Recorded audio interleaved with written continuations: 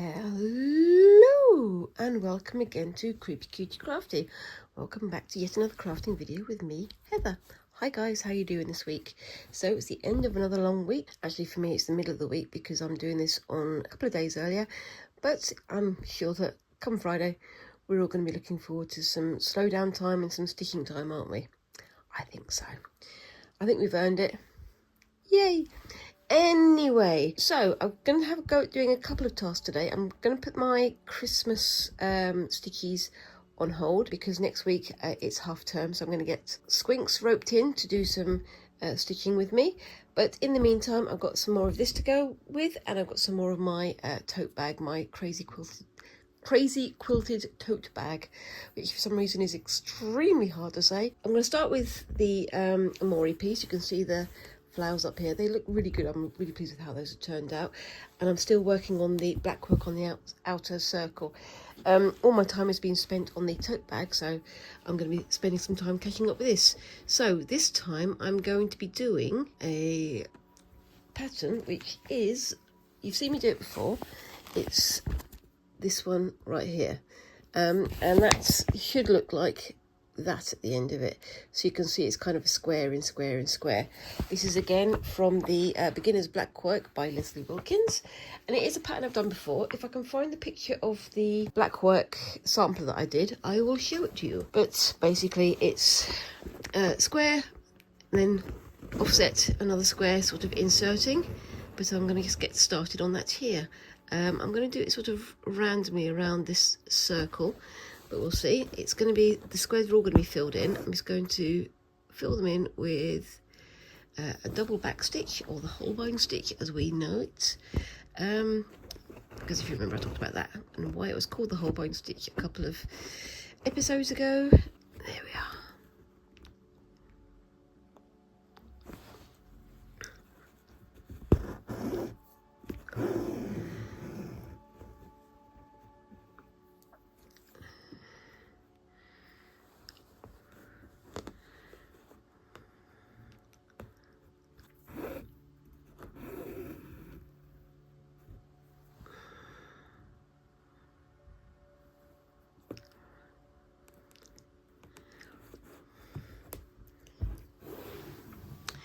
Yep, I've gone all quiet again. I'm still hoping to get this one done in the next few weeks, but most of my energies have been going on the tote bag because I need to get it done for the Creative Craft Show, which is happening next Friday, so a week from when you're seeing this. So there might not be a Friday Fabric Fumble next week, but we'll see. But we're going to try and catch up so that I can get this all done and looking good before that is over. And I'm hoping that Squinks is going to be able to wear this out when they go out for Halloween, maybe. They've decided they want to go to one of the mini Comic-Cons near us, at one of the smaller towns nearby that has a very big geeky culture, but going to have to wait and see on that one. But hopefully I'll be able to get it finished in time, but we'll see. Won't we? Yes, we shall. I'm looking forward to showing you the end of this one.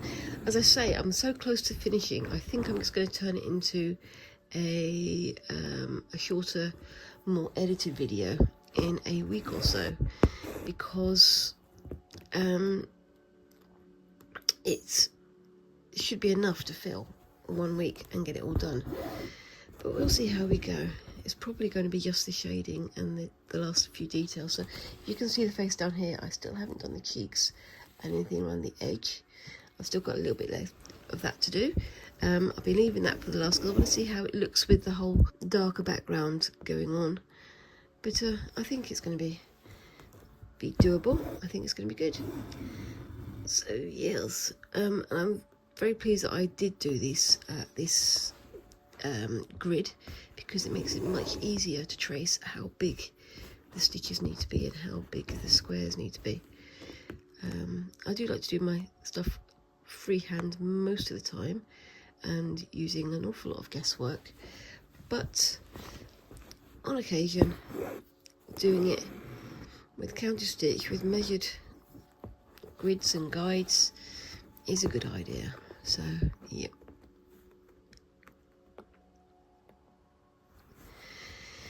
trying to think of what projects I need to do in the future as well, because I've got some ideas. Like I say, I've got the spinning kit that I've still got to use, and I'm looking forward to using that because I want to have a go at doing some making of my own yarn.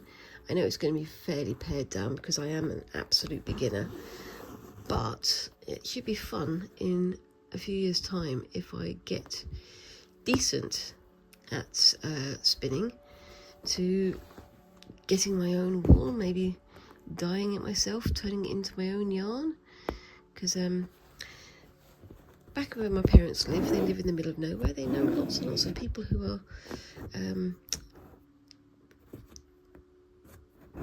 well trained, well versed in the sort of, not archaic arts, but arts that are seen as more sort of rural in some ways. And also there's an awful lot of sheep farmers around that area, so quite often they have fleeces for sale, which could be fun. Maybe turning it into my own personal wool. I've got grand plans, haven't I? But let's see how much I can fulfill. So yeah, there we go.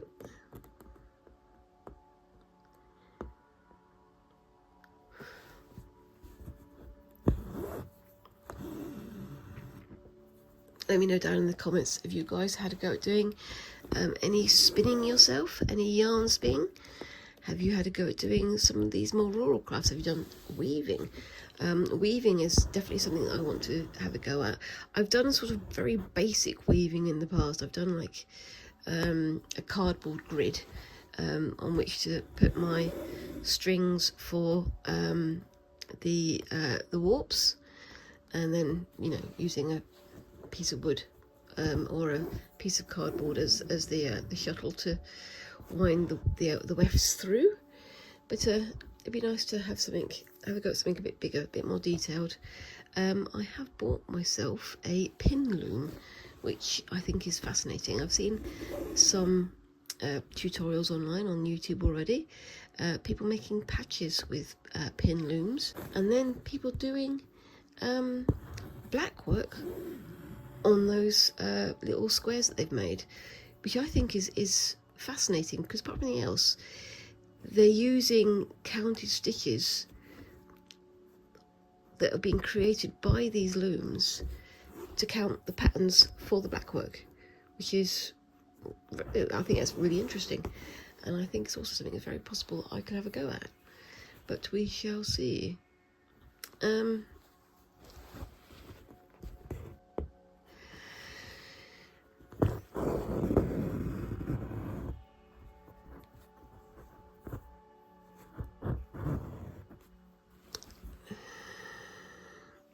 I'd love to know what you guys think.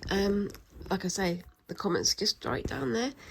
And join the conversation down there, or come and find me on Facebook and Instagram and see what I've got going on, because I do, not regularly enough at the moment, but I do regularly post things I'm up to. And on my shorts, I do enjoy doing the paint pours and things, but as the winter is coming in, my studio is now getting very, very cold. It's an old rickety sunroom, so it's basically just a box of glass held together with metal frames and hope. It's very old, it's very leaky, it's very damp. So leaving anything out there for any length of time is not ideal, because it will either rust or rot, and I don't really want to do that to my paintings. So I'm knocking the paint pours on the head for the moment, and then I'm going to be coming back and doing some more like that in the new year, once spring has sprung, or if I get myself a studio in the meantime, of course. That's very unlikely though. But one day. At the moment it is all kind of everything piled on everything else, so that I can work. But it's fun to have more time to do the things I enjoy, and I very much enjoy doing all of these crafts and these creative things. And I hope you guys enjoy watching me having a go. And it is a Friday fabric fumble, because I am not very well versed in the ways of fabrics and all these kinds of things, because I just haven't had the chance to. And I'm very much enjoying coming back to it. My husband said to me a couple of days, oh, why don't you do a how-to video for needlework, for sewing, for embroidery? And I'm like, there's loads and loads of people out there who've already got amazing videos showing their skills and showing how they do things with a lot more knowledge and a lot more skill than I have. If I showed people how to do something, it would probably not be ideal, because I don't quite know how I'm doing these things either. So, you know, maybe one day I'll feel expert enough and confident enough to share my wealth of knowledge, which is actually, in fact, a complete lack of knowledge, to be honest with you. But one day I'll get there. And I'd also quite like to have time to go into more of the research and the historical side of it, because before starting, you know, my channel, I was doing quite a lot of study in art history and, you know, the history of, you know, creativity and domestic arts and all this sort of stuff. And I found it fascinating, and I would really love to start bringing that to the fore when I do my videos. So looking at the history of things, because when I started doing the when I started doing the Blackwork videos, I was looking at the history, as I say, I was looking at Catherine of Aragon and all of her knowledge on Blackwork and how to do stuff with Blackwork, and how that was passed on to people in the British courts and so on and so forth. And I would really love to show what I can do in those areas, what I can research in those areas, because I think it's fascinating. I do like sort of showing where things have come from, where traditions come from, where words and phrases come from. So it's like last week when I was talking about the bonfires, and previously when I was talking about why things are called Spanish blackwork, or why it was called the Holbein stitch, because it is fascinating to see how all these things link in. And it's also quite fascinating to see how the value of certain things have changed over the years, because for many years it was seen as a very masculine thing to do tapestry, because they were big, they were heavy, they were using the work of artists during sort of the mid and late Renaissance. I'd need to check the date on that. But later on it became seen as a more feminine thing, because it was relegated to sewing crafts and stitch work, which was more of a female oriented thing. So if you're doing embroidery, for example, anybody who's seen Bridgerton, you will recognise that an awful lot of the female members of the households almost always have an embroidery hoop and needle in one hand or the other, because that's how it was. And then that kind of got relegated, kind of got lumped in with the idea of doing tapestries, and yet that's very far from the origins of those tasks, of those crafts. It's interesting to see how these things have changed and developed over the years, isn't it? But anyway, it would be nice to find myself a bit more time so I can do some research on these areas, and rather than just going into, oh, here's another craft I'm trying, let's have a look at the history of those crafts. Let's have a look at the ongoing influence that craft is having on a particular society or a particular group, because there's an awful lot of things that have been influenced by crafts that nobody really picks up on. It's kind of interesting that, you know, the origins of certain processes becomes invisible due to societal pressure, I guess. Am I getting all deep and meaningful again? And do you mind? Let me know in the comments down below. Yes. I'm not a social historian, as I say. I'm an art historian, but it's very interesting to see how all these things bleed into each other, because there's a lot of knowledge that was spread through art and art history about households, about common daily life, and how people work together to create a social group or a cultural group. It is fascinating, and yeah, very much worth researching if you're interested into that area. I am, and I wish that I could. It's always to do with time, though, isn't it? Maybe I'll go back and do some more study on it in years to come. Maybe. Anyway, so yeah, I know I do a lot of tasks with a geeky bent, like, so for example, as we all know, this is based on a computer game, and I know that some of my other things, like the mystery sticker, have all been on geeky things or movies that are more in nerd culture than in general culture. But I would love to try and expand upon that. It's nice to put a modern spin on ancient things, but it's also nice to look at ancient things as a beauty in themselves, isn't it? Anyway, I'm getting very deep and philosophical today, but yes.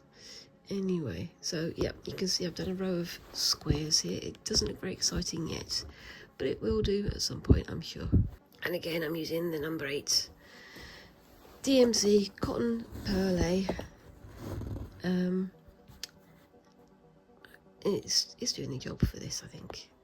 I'm really looking forward to seeing how this turns out. Do you get that yourself, guys, with your crafts? Do you ever feel like, oh, I want to get this finished because I want to see what it looks like when it's finished? Rather than, you know, it's like if you're waiting for somebody else to make something and you're waiting for it to be done. In my case, I like seeing how things turn out. It's a weird disconnect, because sometimes you feel like you haven't made it yourself. It's a really, really strange thing, isn't it? Maybe you don't get that. I don't know.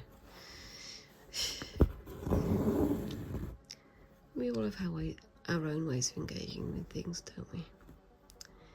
Yes.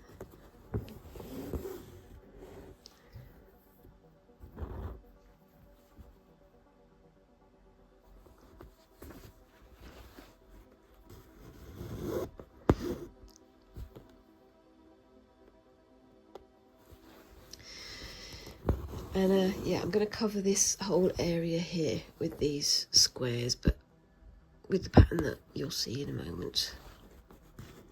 And I might continue it down into this little area here too, just so it can extend out a little bit. And as I said last week, I'm also going to be using some of this black thread, or maybe some of the grayer thread, which I have somewhere in here. Nope, can't find it. Just to do some seed stitching around everywhere else to add a bit more sort of shading and depth to it, to not give it more realism, because that's not what I'm going for, but to give it a bit more interest, a bit more, yeah, a bit more detail. But yes. Okay.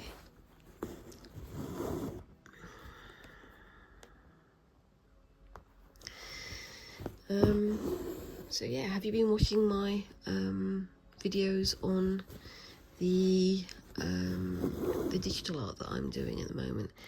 I'm experimenting with a mesiograph. Now, I do like mandala or symmetrical designs by hand using pen and ink, and for a long time that was the bulk of what I used to do. But I thought I'd just, try out some computer apps to see how they worked with the process of creating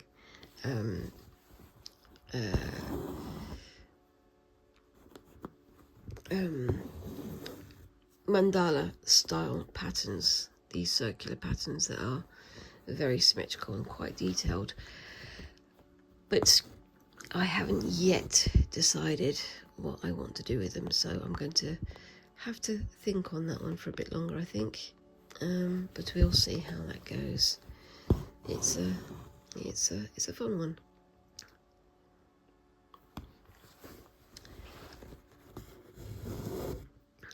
But I'm also planning on doing some more mandala style or cog, style pictures for my short. So that's going to hopefully appear in the next week or two. Keep your eye out for that one, I guess. As I say, I've moved in from the sunroom, which is very damp and not a nice place to work in the winter. Not least because the light isn't so good. But come the summer again, or come the spring again, hopefully it'll be much more workable. But we shall see. Did I do that right? Yeah, I did do that right. It just looks weird because it's on the corner. So you can see where these blocks are going to go. So the second row of squares is going to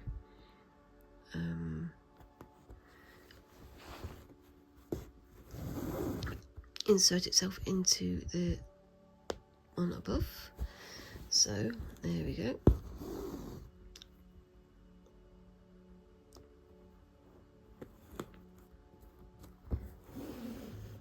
Let's see if I can get this row done before the halfway mark. I've got 7 minutes to get this done. Yeah, but yes, it's a busy time of year, as everybody knows. If you're doing crafting or making stuff for Christmas, you never start it like 2 weeks before Christmas. It's always a month or two in advance, because if you do it the week of, you're not going to get everything done, especially if you're doing things like handmade cards or handmade gifts. Even things like Christmas cake and things like that can take months and months and months and months to prep, because you've got things like mincemeat to make, you've got things to soak in brandy or rum or whatever. Again, I don't drink, I don't know what necessarily goes into them. I think it is brandy for most of them, because we have brandy butter and things like that. But for most of them, you need a good few weeks or so for them to set. I mean, some say, up to a year, or even, 6 months to a year is the ideal length of time.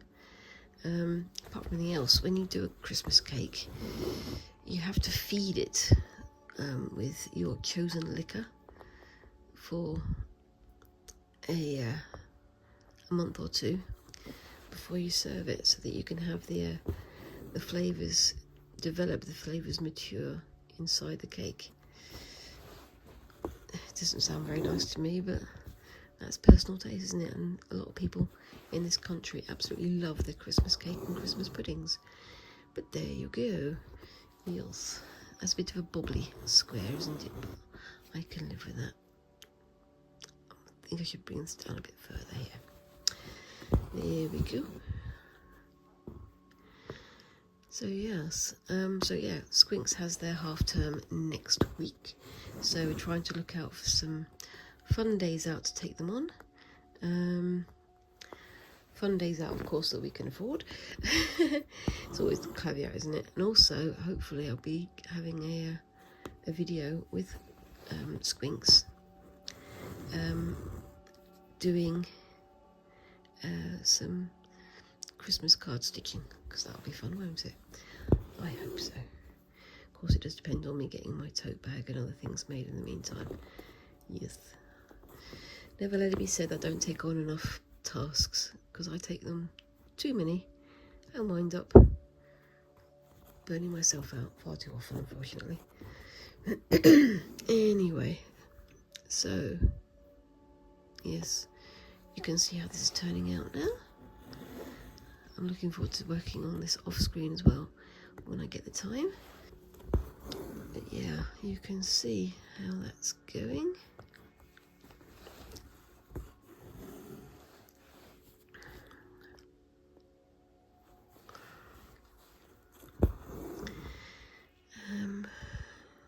And I might add some more details in here, like little X's in the centres of the dots or whatever, to make it a bit darker, because again it's spread out much more on this pattern than it is on the tiny sampler that I did, because obviously with the sampler you're counting between holes, whereas with this you're counting the actual squares themselves, so it can wind up being a little bit too open. So maybe I'll put some like dots in the center here, or little X's or something like that, just to bring the darkness in a bit more, because I want this to be a little bit sort of dark and ominous. Because why not? Well, it's the theme of the game, so you know it would work. But I am going to be working an awful lot more of it on off screen, and hopefully Squinks will enjoy it. Hoping that there's going to be a Friday Fabric Fumble next week, but as I say, next Friday I am going to the Creative Craft Show, and if you're there and you see me with my crazy tote bag, just say hi. Otherwise, yeah, I'm going to be hopefully filming my Friday Fabric Fumble earlier in the week, so that I can get the video out on Friday. So that's my first few squares done. I'm going to just do one more part square, because that's what I've got here. And yes, I am going over the previous stitching. That's kind of intentional. They are a bit wibbly wobbly, but it's okay. I am sort of looking at a very odd angle because I've obviously got the camera in the way. But yes. So, how are your autumns going, guys? There's still a lot of recovery from the hurricanes in Florida, from what I've seen, and we've been getting a few storms here as well, which I don't know if is the tail end of those storms, but I don't know. You guys can tell me. There's almost definitely somebody much more expert than me out there who knows what they're talking about, but I just hope that everybody is okay and everybody's recovering from the horror of those events. Yes. Anyway, so last little bits on this one.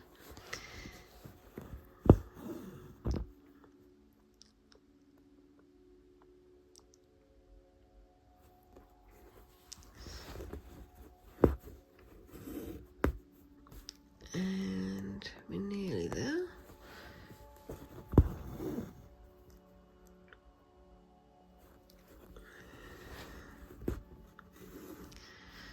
Okay, so yep, that's the last square of that little bit.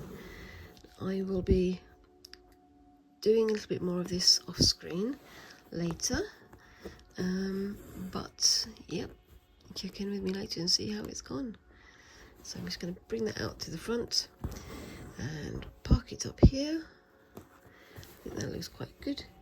I think I will add some dots and crosses and things in the centre of those squares, just to add a little bit more darkness in there, because it is quite a big pattern layout structure typing. But I think it looks pretty good. Anyway, we'll be back in a few seconds because I'm going to go set up for the other part of the video. Okay, so we're back, and this is where the first side of the bag is so far. I'm thinking it's looking pretty good. I like some of the stitches. I like this bit down here where I've got the blue and orange layers. Sometimes it's inside, sometimes it's outside, and I think they work really well. Oops, my light's not shining on the right place. Let's hope that's a little bit clearer for you. I really like how that's turned out. I've also had a go at doing some like leafy style patterns on this side. I was going to have another go at doing that on this side, but I wanted to do something a bit more decorative. I've done some sort of swirly whirlies over here in different grey and in yellow. I've got some of these down here. This was supposed to be like a Portuguese knot, I think it's called, but it's basically turned into a mess. So I've left it as a mess, not once but twice, just because I felt like it. I've also done the thorn stitch here.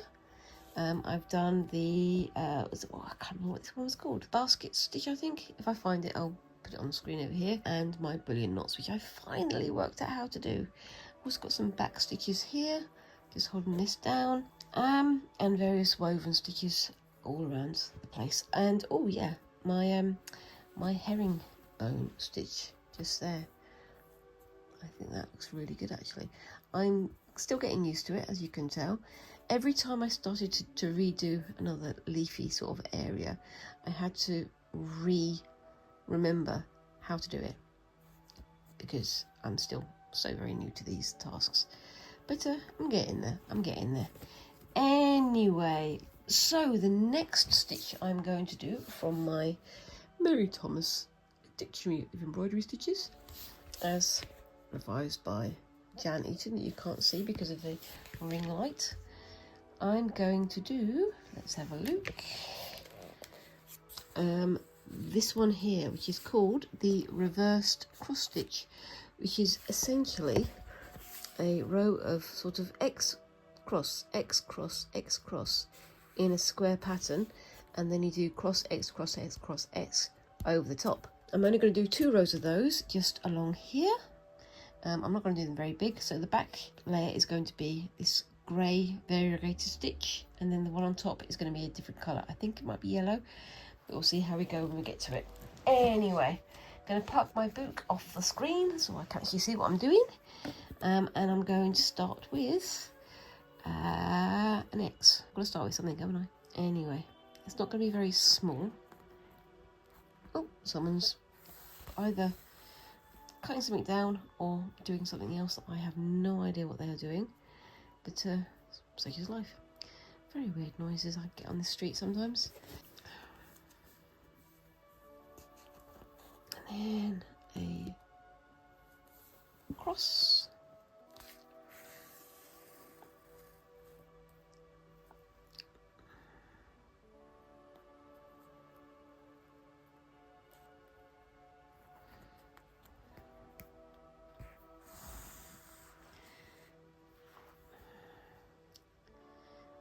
Then an X. I promise I won't be saying cross X for the rest of the video, but it's a good one to focus on, isn't it? Cross, and then an X. Try and do them all the way along the edge of here so I can stick it down nice and firmly. These pins have all come out now, but it'd be nice to have it nice and solid, nice, eh? Nice is my operative word today, apparently. I like these little black cats that are just staring at us as we're going along. But heels. And next one. So, I was thinking whether or not to do this in a hoop or similar, but I've been doing it mostly freehand, and it seems to be okay. Some areas are puffing up a little bit, basically quilting by themselves, aren't they? And I kind of like that because it adds an extra layer of insulation, and I've also got to be aware that as well as this layer, there's going to be a layer inside the bag that I'm going to be making, as well as a layer of foam stiffening, like wadding. I can't remember what it's called. My brain is not interfacing. That's the one. Just to give it a bit more solidity.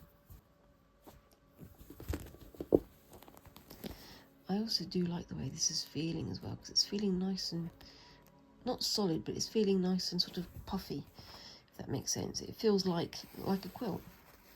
And maybe I should have a go at doing something much bigger using this style. Maybe making an actual quilt. That would be nice, wouldn't it? And sending it to a friend as a gift, maybe. I don't know. We'll have to see what develops, eh?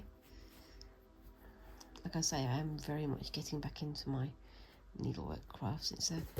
I feel it's kind of a shame that I lost touch with so many of these crafts, because back when I was a kid, back in the 80s, it was kind of, oh my gosh, it's for girls to do, and whatever was for girls to do was bad, wasn't it? But it turns out, actually, no, it's quite a lot of fun. Yes, I've spoken about that before on the channel, haven't I? So I'm not going to bore you all to tears with that one. But yes, so yeah, I mean, I'm getting more and more into the needlework side of it, and more into the fibercraft side of it. Would you count spinning as Friday fabric fumble? Because it's kind of making a fabric literally from scratch, isn't it? It's the most basic form of fabric making, is making the thread from which you can weave and from which you will get your cloth from. I don't know. How would you define it? Let me know in the comments down below. So what am I allowed to do then? I don't know. I'm using a smaller needle for this one, and I'm absolutely petrified that I'm going to go straight through my finger, because it is very, very fine. It's also very, very sharp, which I know needles are supposed to be sharp, but maybe not as sharp enough to go through my finger without pause. See, this is one of the problems we've got, a little area that is a little bit puffed up. So I'm going to try and get that reasonable. That should be okay. Oops, off the end of the needle. There we go.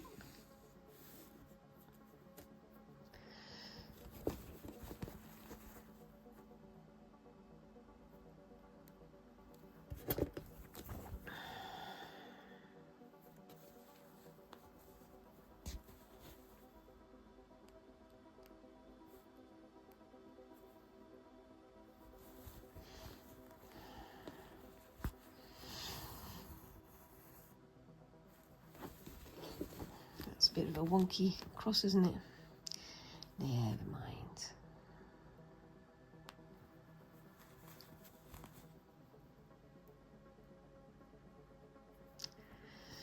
There's got to be one that's not quite right to make the rest look good.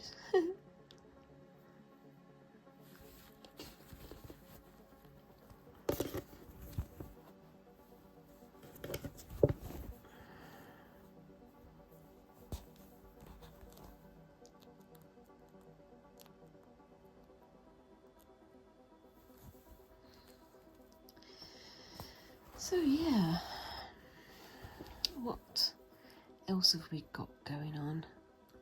Once again, guys, I'm very sorry, I forgot to write a list of things to talk about. I always think of things I can mention about an hour or 6 after finishing a Friday fabric fumble, and then I think, well, I should make a note of that for next time, and then I don't. The joys, eh? Joys of trying to keep yourself going. Always the way, isn't it? Anybody else do that? I'm betting there's quite a few of you out there who do that. Oh, I'm going to think of this the next time I'm doing this, and then completely forget. Oh, I should make a note of that. Yes, I should make a note of that, but will I? No. That's just how it is. One day I'll learn. but today is not that day.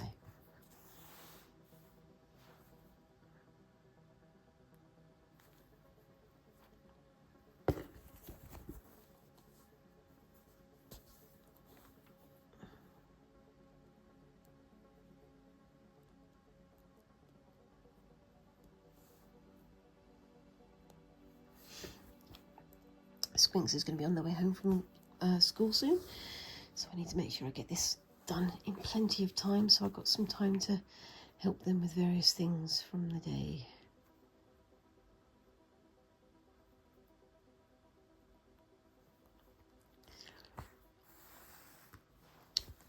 They've got their piano lesson after school. They're doing very well with their piano, but we're still waiting on the next exam. So that's going to be something to look forward to, something to celebrate hopefully in the new year. And I'm looking forward to seeing how their piano is developing and how their schoolwork is developing as well, of course, because it's all part and parcel of the same thing, isn't it? Yes, it is.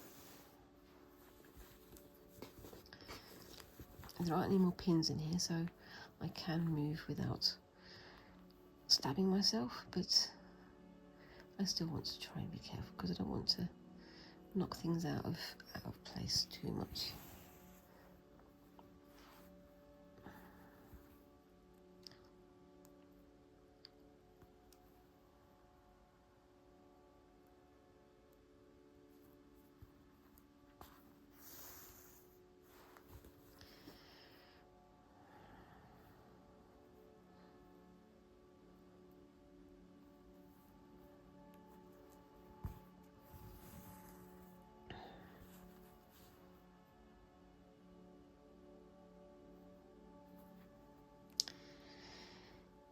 This is another area where maybe I should have drawn down a grid or a guide, but I didn't, so such is life.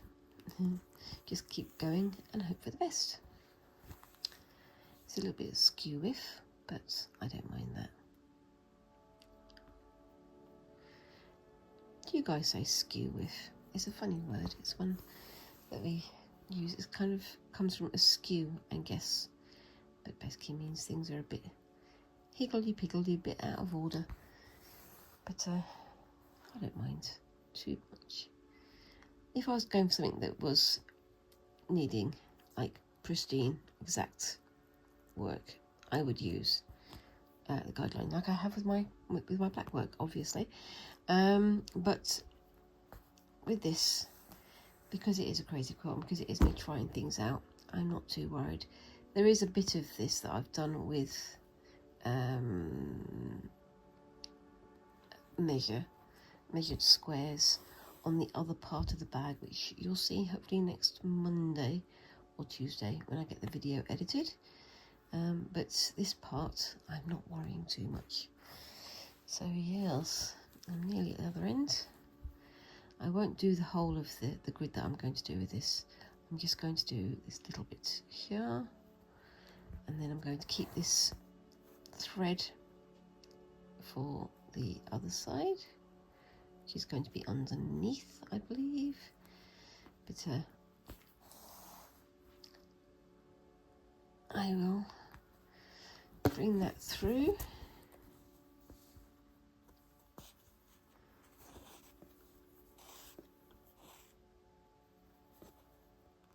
Put it down through there, and then I can do the rest of this side underneath, because I'm going to do another layer of X's and crosses underneath, but I'll do that later. So I'm going to put this through here just so that it's out of the way for the moment, and get the other colour. So what other colour was I going to do? I think I said I was going to do it in yellow, didn't I? Yes, I did.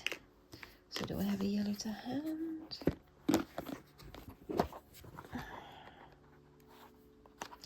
I do, and I've already got some split up, so that's handy, isn't it? What's this one? This one is in 3 strands. Yep, that's good.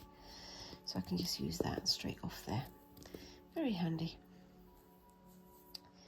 So almost like I planned it. Almost, but not quite. So, back down to this X down here. And so now I'm going to do crosses and X's over the grey, but with the yellow instead. As I've got those down already, this part should be a bit faster, but we shall see.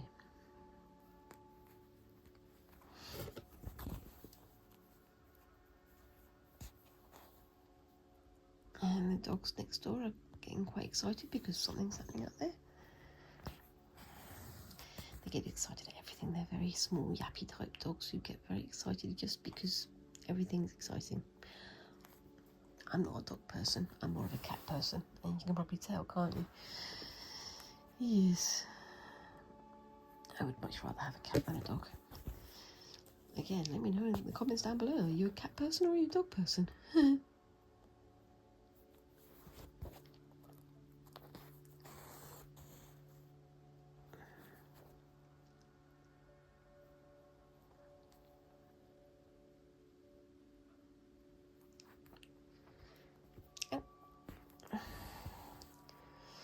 There we go. The dog is very excited.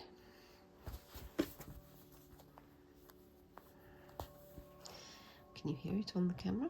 Can you hear it on the microphone? Quite possibly. Oops, sorry. Punching the camera, as is now traditional. Saying that every time now. So now saying it's now traditional is also traditional. This is how tradition started, isn't it? From something happening once, and then people picking up something to say about it. I'm talking nonsense again. Sorry, guys.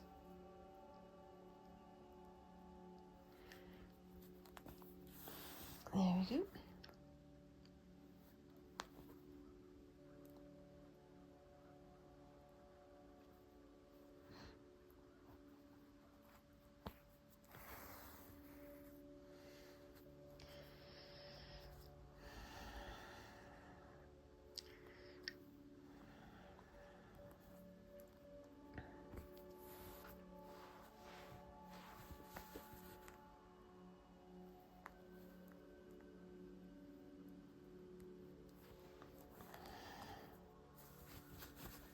I like that. What do you think of that, guys? I like the grey and the yellow combined. I think it looks quite good. It's a nice little pop of colour. And the grey emphasises that pop, I guess. In my humblest of opinions.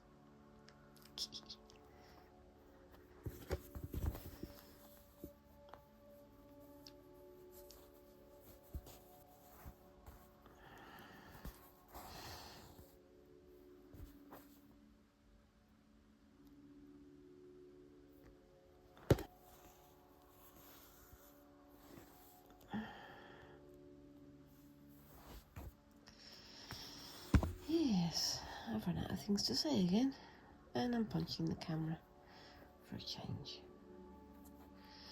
I'm thinking of going for a shopping trip, Christmas shopping and other shopping trip to my nearest city. Not, well, it is a big city, but it's not the biggest city in the UK. But it's got quite a few little sort of fun little secret places to go. And one of the places I do like visiting is Tokyo Toys, which, if you know this part of the world, there's not very much in terms of anime and cutie kawaii stuff available around here. But in the city there are a couple of places which are very much worth visiting. So we've got a very, very small Miniso, or Miniso, however you pronounce it, which is this new chain of kawaii type, Hello Kitty type bits and pieces. And then you've also got, as I say, Tokyo Toys, where you can literally buy toys from Tokyo. There's also all sorts of anime bits and pieces there. and there's t-shirts and dolls and all sorts of things. Now, Squinks loves that place. They love the figurines and the models that are in there. So, you know, the oh gosh, what are they called? Nendroids, or the, you know, the character figurines, which are extremely expensive in my humblest opinions, but they're valuable to people within that community, so I can't really argue with it. I can argue when they say that they want to spend money they don't have, but I can't argue with the fact that they like those things. It's personal taste, isn't it? But again, it's a bit of a trek to get there. I work in the same city to work, obviously, but by the time I finish with work, all of those places are closed. But Squinks does love to go shopping there when they've got a bit of pocket money saved up. And also, very, very soon, we're going to be having the German market that comes every Christmas to the city. I think quite a few cities in the UK have this now. They have like stalls selling German beer and trinkets and all sorts of other sweet treats, and they also sell some handmade gifts, some slightly less handmade gifts. There is an awful lot of tat in there, but it is a bit of fun sometimes. However, unfortunately, you do also have to watch out for the pickpockets, because they do use it as a very convenient time to go and meet the crowds, let's put it that way. But it is a bit of fun if you're going out for an hour or so after work with your colleagues. Not always to spend money, most of the time just to have some camaraderie. And Squinks hasn't yet been there with us, I don't think. They keep meaning that they want to go, saying they want to go, but every year we've gone to do that, something has happened. It's always been something happening. A couple of years ago, well, this is before the lockdowns, we went to get on the train to the city, and the train was absolutely heaving. It was, you know, people crammed in as tight as you can possibly get, and we had several more stops to go on the way to the city, so it would have been an absolute nightmare. However, if you catch it early enough in the year, it can be a lot of fun. And if you catch it when it's quieter, it's also a lot of fun. But yeah, personal taste and all that again. Unfortunately, it does mean that for the museum where I work, quite often we have people coming into the museum having enjoyed the delights of the German market a little bit too much, and wanting to use the facilities to clear their heads. Doesn't always help. But it's a bit of fun for most people. But yeah, I think we're going to be going Christmas shopping, and if we do, and if we go to the gallery as well to have a look around there, because there's going to be some new exhibitions going on, I will share some pictures on here with you. So what are your Christmas plans? Have you started your Christmas shopping already? Have you finished your Christmas shopping already? Or if you're not doing Christmas, what else are you celebrating? Let me know down in the comments below. There's an awful lot of talk about Christmas and about celebrating Christmas, even if you don't celebrate. I mean, technically, we don't celebrate Christmas itself, but because of the season, because of, you know, the traditions of being in a Christian country, as the United Kingdom is sometimes called, there is a lot of people who celebrate festivities who don't necessarily have that Christian belief, which is absolutely fine. But I do wonder how people would feel if every year you had to join in the festivities for a religion that you didn't follow. I'm not going to get into that too deep and meaningful again, because it's a bit dodgy, isn't it, really? Anyway, so I've got a few more minutes. I'm going to do a little bit more on the bottom row, but I think that looks really nice. What do you think of that? Do you think I should do the bottom row yellow underneath and grey on top? I'm thinking... no, I'm going to keep with the grey and then the yellow. Right, so where's my threader? Over here. I'm going to do, as I say, a tiny bit more, because I've got a little bit of time left, and then I will be signing off. Yeah, I'm only doing the 2 tasks this week, mostly because I want to get this one well underway, because it's hanging over my head somewhat. Like I say, I've got a week and a half to get this finished, and I've got the actual construction of the bag to come, and I'm hopefully going to be doing that this weekend and next week. But I am a bit nervous about it because I've never done it before. I may have mentioned that a couple of times. I have never made a bag before. I'm really looking forward to seeing how this one turns out, or even if it does turn out, because yeah, I have no idea if it's going to work or not. Oops-a-daisy, that one's got tangled underneath. There we go. Right, so let's go to the...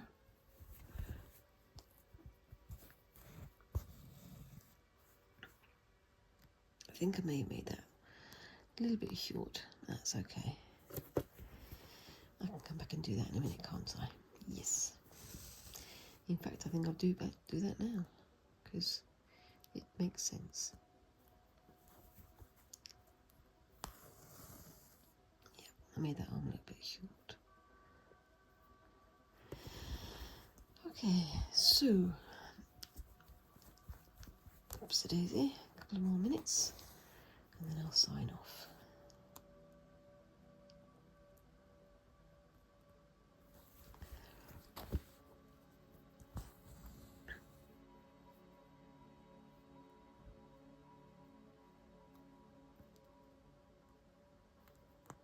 I get the feeling this row is going to get bigger and bigger and bigger until I get to the end. If that happens, I'll take a photograph of it and you can have a good laugh at me at the end of the video. Okay. So let's get that going through there.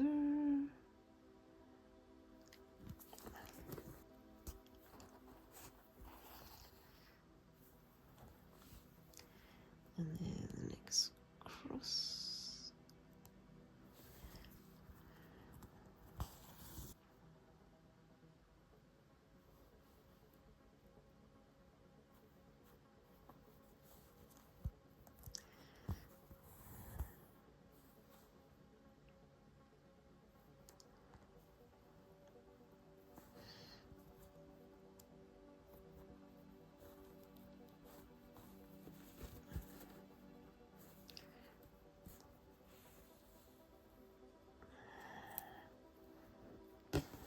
Yes.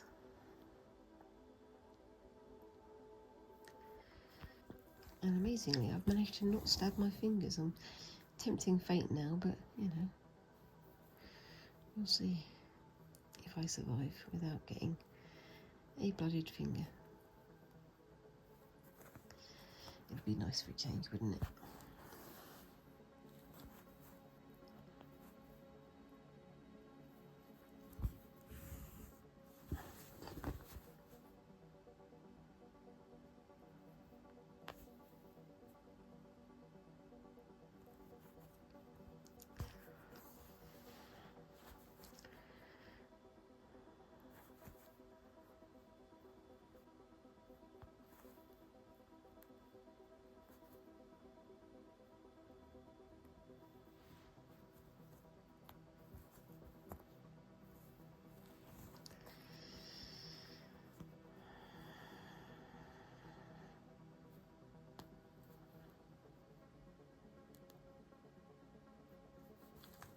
There we go. That's the sound of silence from me again whilst I'm focusing for a few minutes. And I'm going to call it a day there. So let me know what you think of that and my Blackwork background so far, and let me know down in the comments, do you like this so far? Is it too much of a mishmash? Is it too higgledy-piggledy for you?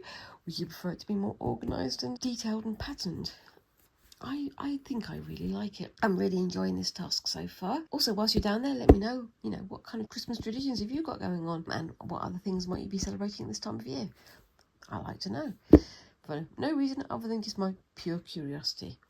Anyway, leave a comment down below. Like I say, whilst you're down there, if you haven't already, make sure to subscribe and tap that notification bell so you don't lose me on the internet. And why not give me a like as well? All those little things help a little channel like mine to grow. In the meantime, I hope to see you next week in the next video.